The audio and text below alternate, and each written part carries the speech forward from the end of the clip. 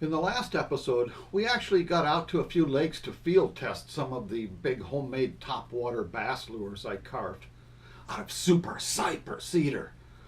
And we actually caught a few bass. Now, we're walking in the footsteps of giants here. Onesimus Ustanson and James Hedden were following the tracks of fishing immortals like Grover Cox, whose head we will carve up onto Mount Fishmore. I'm throwing out variations of Grover's infamous Zara spook with my own soft plastic tails added. Some of my lures are touching the water for the first time. Others are recycled from older spook lures that I made in the past, modified from the standard cylindrical shape of the classic spook into bodies that look more like real fish. And once I've carved and sanded out a shape I like, I drill holes into the rear end and insert lead bar and seal it with epoxy. Then I insert a metal eye beneath the mouth to tie the line onto, and another in the fish's belly to attach the hook to. Then I use my Dremel grinder to cut a slot into the tail, and I dip the slot into hot molten alumisol, and then quickly insert a small sheet of cold hard alumisol to make the tail. Every lure is different.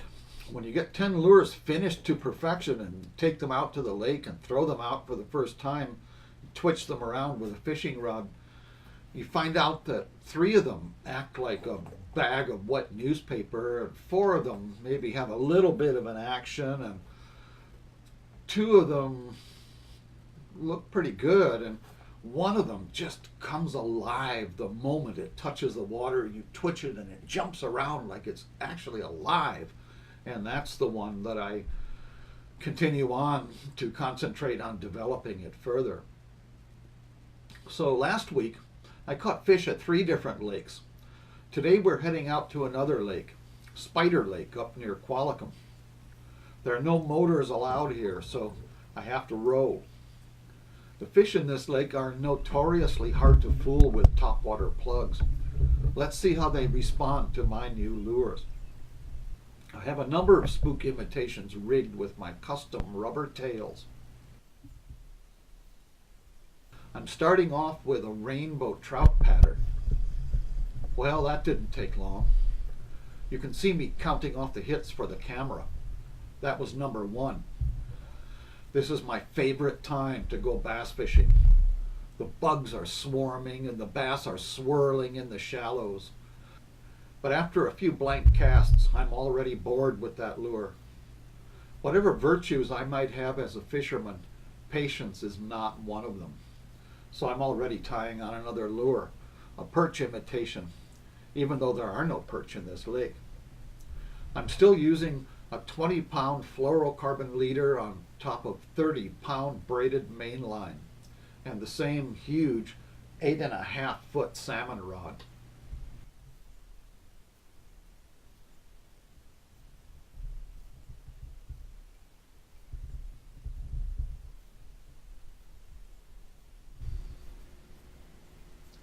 You can see that I'm having big trouble.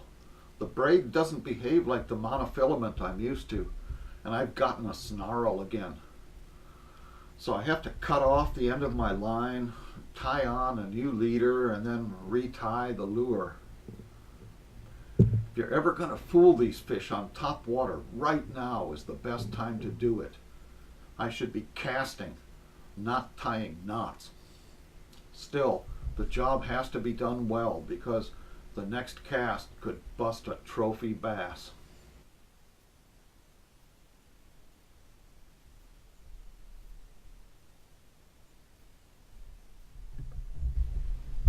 And there's another lunker smallmouth.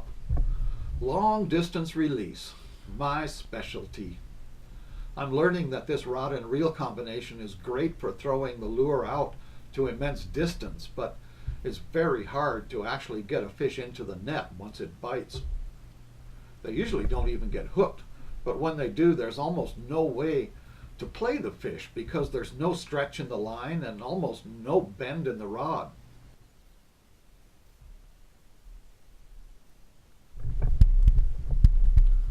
There's another big blow up and a miss. What's going on here? I seem to have designed the perfect lure. It's absolutely fish proof. You can see me reel in the lure and check it to see if there's really still a hook on it. Well, the hook is still there. Let's try again. I'm throwing out over a huge bank of gravel dumped here by the last glacier.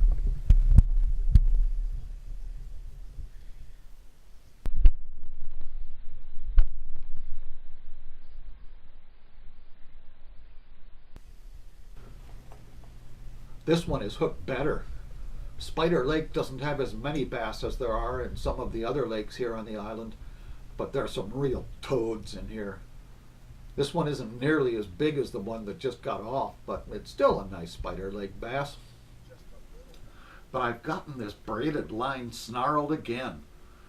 I'm learning on the job, with an angry bass thrashing around to distract me.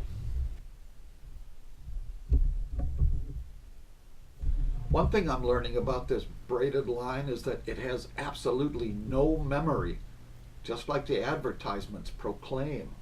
So it doesn't stay wrapped around the spool of your reel, and it's very easy to get snarled if you allow any slack, which is what I just did.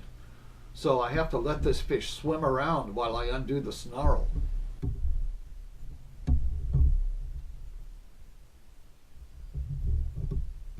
Now, time to come aboard and pose for the Basstravaganza.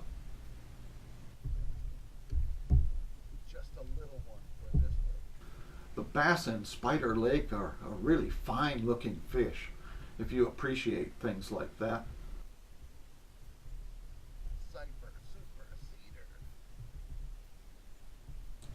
By the way, these fish are all members of ABWNA, the Allied Bass Workers Union, and we pay them all standard rate to appear in the Basstravaganza. Of course, they get a higher rate for jumps and for appearing on camera.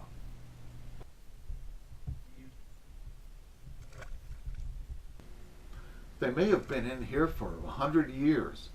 I'd like to find out when the original introduction of bass happened in this lake, and who did it, and where the bass came from. Was it part of the original transplants in 1902 done by Federal Fisheries?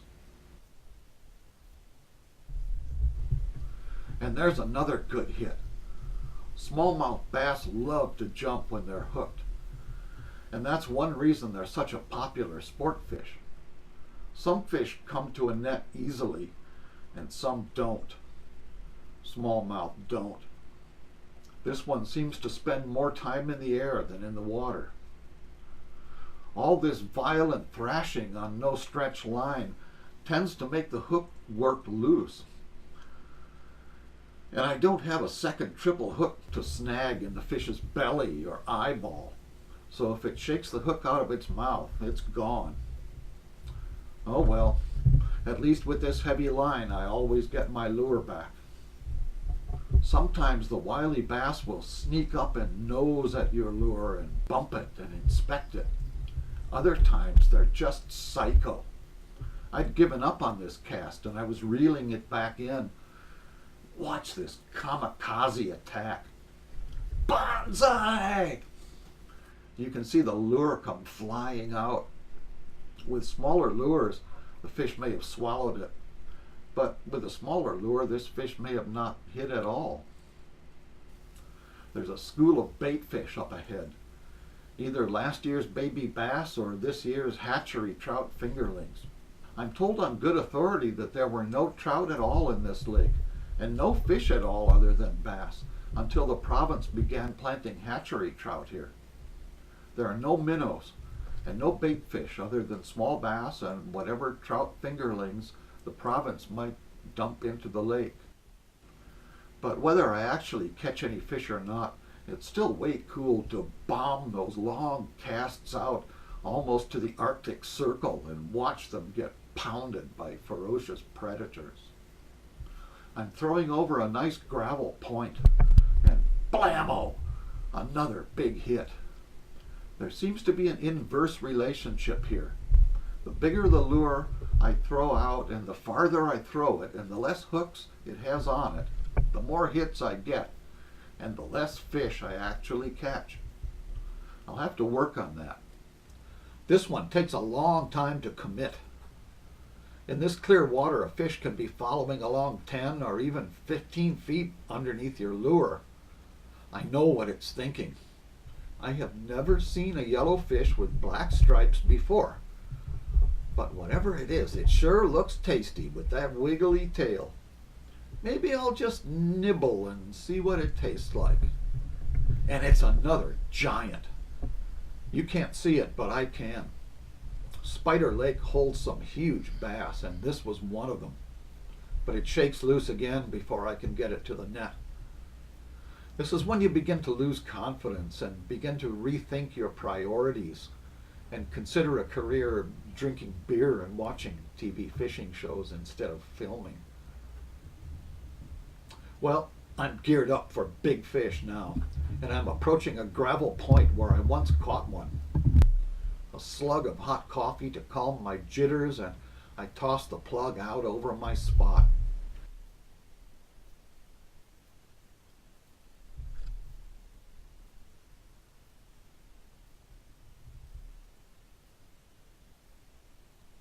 And bingo, right on cue. And it's hooked this time too. What's this one gonna be? 4? 5? 5 plus? Well, maybe not. Look at how tiny its mouth is compared to the size of the lure that it tried to eat. There is one ambitious and hungry bass. It's pretty clear that I'm going to sacrifice a percentage of hookups by removing that second triple hook. But I also sacrifice 100% of the collateral damage done by the second triple hooks that snag in the fish's eyeball or gills or belly as it thrashes around. Watch this big fish blast up out of 10 or 12 feet of water. Another lunker missed. That was the first surface hit I ever got over this deep gravel hump. This is getting repetitious. I may have to talk to my agent. The script for this Basstravaganza is making the star look like an idiot. Well, if at 9th you don't succeed, try again. There's another good fish blitzing my lure. Number 10 so far this morning. You can see me counting off. I may have pulled the lure out of that fish's mouth before it ever felt the hook. Let's throw it right back over there and see if it's still around. Besides, foraging bass often travel in packs like wolves. There may be another one around there. And there it is. Or it may be the same one I just missed. Whatever. It's time to get this one to make a guest appearance on the Basstravaganza.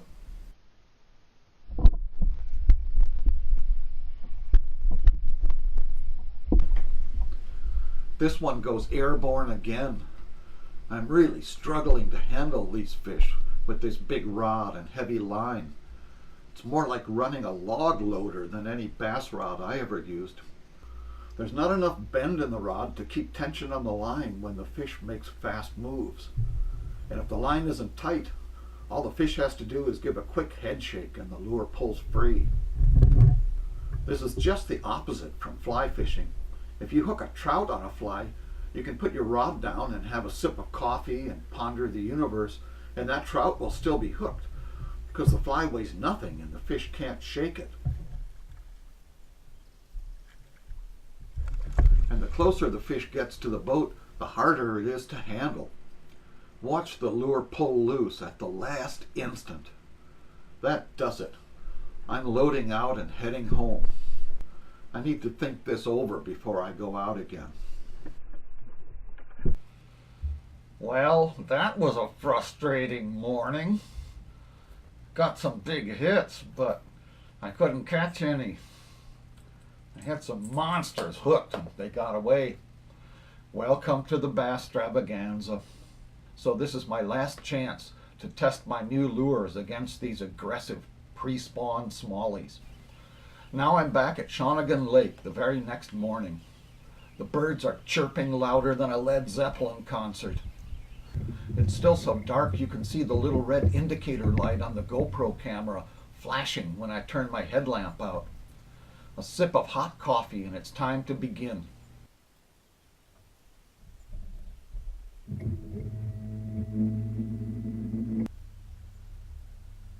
You can see that my camera mount is just as homemade as my lures, and part of it is sticking up into the view.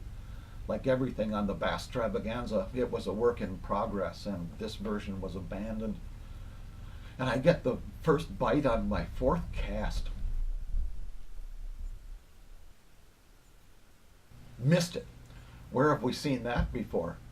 I throw my lure back out, and here I want to slow down and show you something really cool.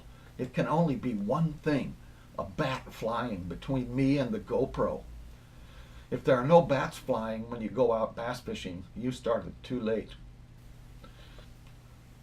And I got bit again on the next cast and missed the strike again, and that big lure came flying back and smashed against the aluminum boat. You can see the headlights of people driving off to work in Victoria. Good riddance. Everybody that has a job is one less person that could be out experiencing this fabulous topwater bass fishing. You can see me counting off the hits. That was a big fish. And that's 5 good hits already, and I just started. This little island is crawling with bass on this spring morning. We'll come back here later in the year and do business with them again.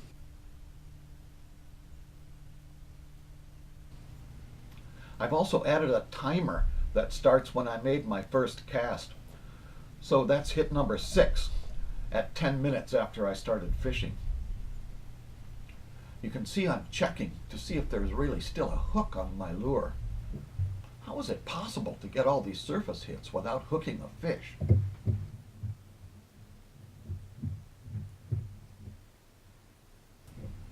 I'm having a really hard time getting these fish to the boat, and they're having a field day smashing my wiggly spooks.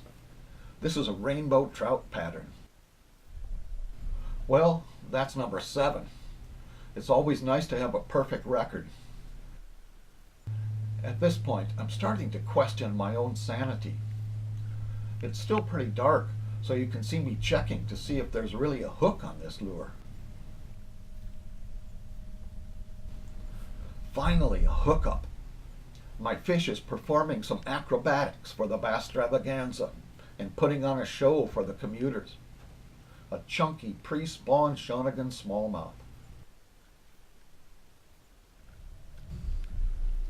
Even with this heavy gear, it takes a little finesse to lead these fish into a net.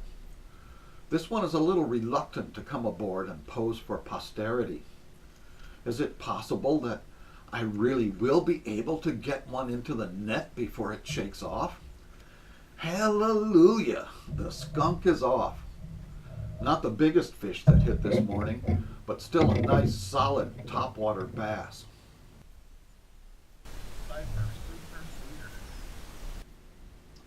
I think I've disturbed this area enough, so I'm going to spin around and throw out over some deeper rock piles.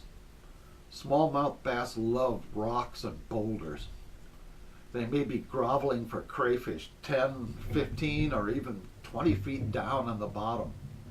But in this quiet, calm water, they'll surely hear my big lure splat on the surface, and then they'll see its silhouette twitching along the top of the water. The first cast draws a blank, but on the second I get another long-range strike. These fish look tiny because they're jumping at long range on a wide-angle lens, but this is actually another decent fish.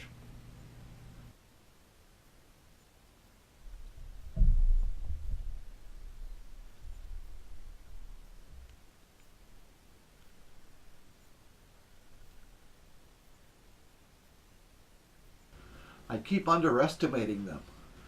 At first this looks like a little 1-pounder when it's jumping out on the horizon. But as it gets closer to the boat, I can see that it's bigger.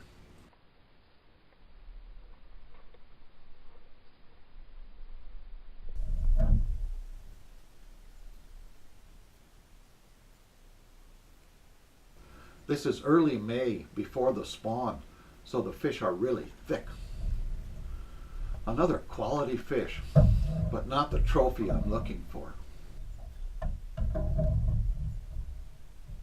Nothing wrong with that one, and it's always more rewarding for me to catch them on my own lures. This lure started out 0 for 7, but now it's caught 2 in a row. If you have multiple triple hooks, the fish will often get foul hooked while it's thrashing in the net. And if you don't use a net, those other triple hooks might end up stuck in your thumb or in your hand. But with only one triple hook, it's easy to hold these fish by the lower jaw and pop the hook out with your pliers. You should always have long nose pliers handy if you're planning to release fish. Now normally I would stop for a slug of coffee and maybe a donut after I catch a nice fish. But there's a hot bite on and every minute counts. Soon the sun will be coming up and this smoking hot surface bite will taper off.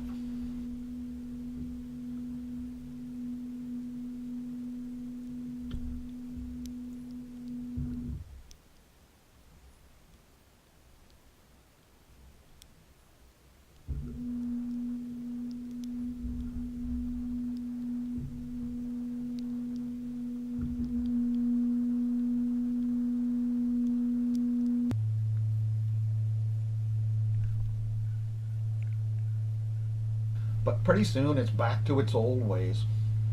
This time I'm trying to mug for the camera when the fish comes back and hits again.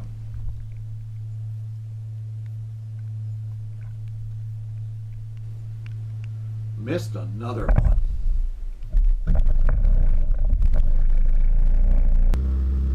I've had it with this lure and this spot. I'm going to switch to a perch lure and speed up the lake to another hot spot.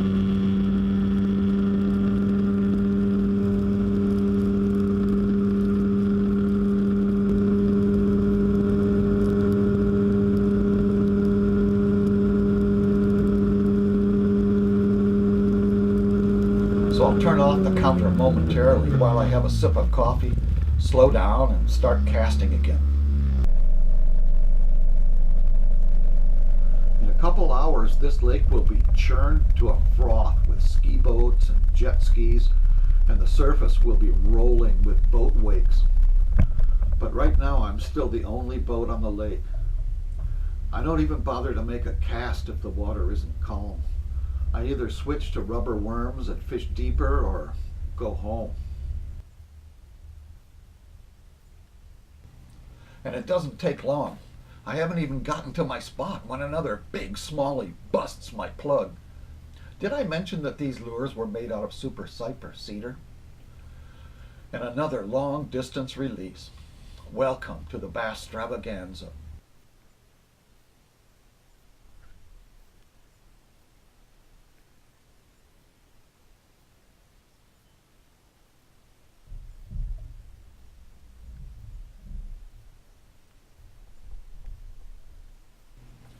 I'm throwing out over another rock pile, and there are big bass prowling all over it. That was a huge fish. You can't see it, but I did. It's really frustrating to watch these big slugs pound my lures, but at least I know I'm getting their attention. This is the kind of explosive topwater action that sets smallmouth bass fishing apart. They're basically a bottom-dwelling fish, God's design of a crayfish-eating machine. But they're also omnivorous and very curious. And when they're in the mood, they will attack a surface lure like no other fish in Canada.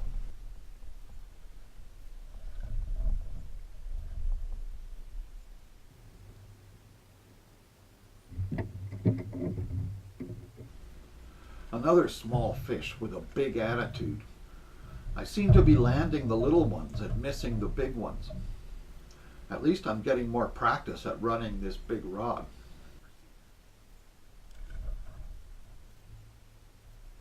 This one swirled and missed, and then came right back after the lure. Kaboom! Another good fish. This is the kind of thermonuclear topwater explosion that fuels bass fishermen's souls. Another frantic scrap, and once again the lure pulls loose right at the net. I need to have a talk with these bass. They need to slow down a little bit so that the star of the show can actually catch a few of them.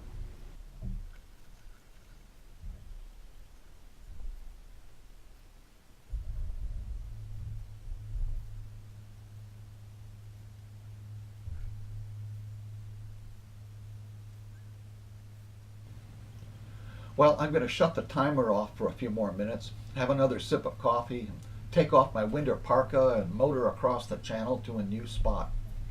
And my lure gets crushed by another big toad on the second cast.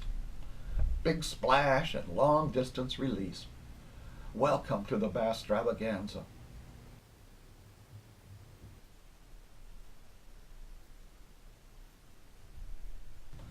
Now I know there's a big one that hangs off the corner of this island. I wonder if there's anybody home today. I broke off a big fish here once on a store-bought lure on this very spot. That is an awesome hit from a giant bass. This fish is well over 5 pounds, but again it shakes loose the moment I take one hand off the reel. So that's 18 big hits in only 40 consecutive minutes of casting, not counting a few minutes when I was motoring from A to B.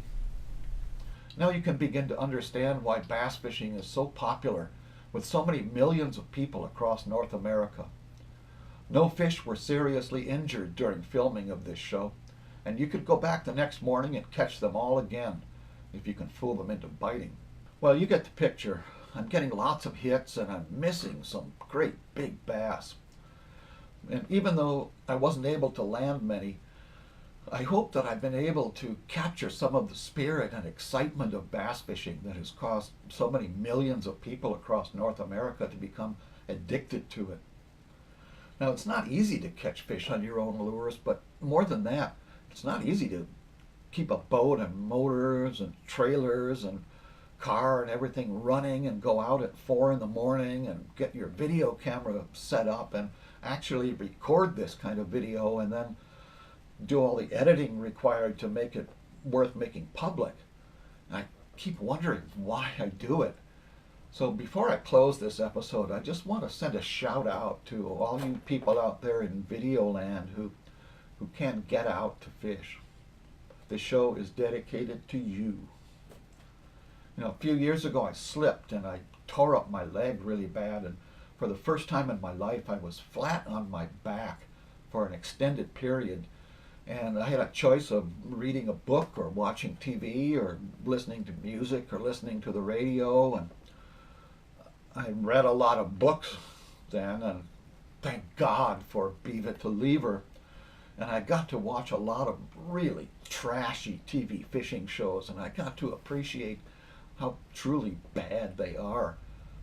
And also, you know, for the last, 10 years of my mom's life, or 8 or 10 years, she lived in a retirement home, and I used to visit her there and hang out with her, and I got familiar with the scene and some of the people who lived there. And I'll tell you something about those places. There's a lot of good people in there, but they will never again get out on a bass lake at the crack of dawn when the birds are chirping so loud you need earmuffs. And they're never again going to hike up a mountain river into a lake with beautiful wild trout. So I just want to send a shout out to all the people that I know are out there in hospital beds or with electric wheelchairs or just sitting in a recliner chair in a retirement home. And just a shout out to all you people. For a half hour you can come out with me and the Basstravaganza, and you can join Isaac Walton's Brotherhood of the Angle, and we'll go out fishing together. And of course, for all you younger folks out there that are healthy and strong, you can watch too. If you have purple hair and rings in your nose, it doesn't bother me a bit. We'll all go fishing together. So these bass were just about to start spawning when I shot this video, and I decided to give them a break for a couple weeks. So we're going to do that on the Basstravaganza too. And next week we're going to leave the bass alone and go further afield. So stay tuned for the next episode of the Basstravaganza.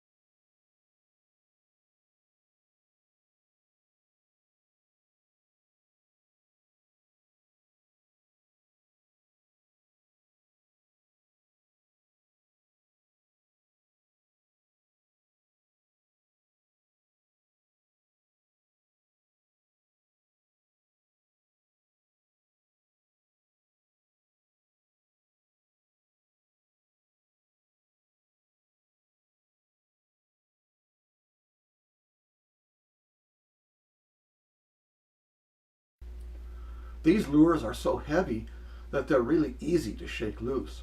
A smaller, lighter lure has a lot less momentum when a fish shakes its head, so it's less likely to shake free. But my lures are loaded with solid lead.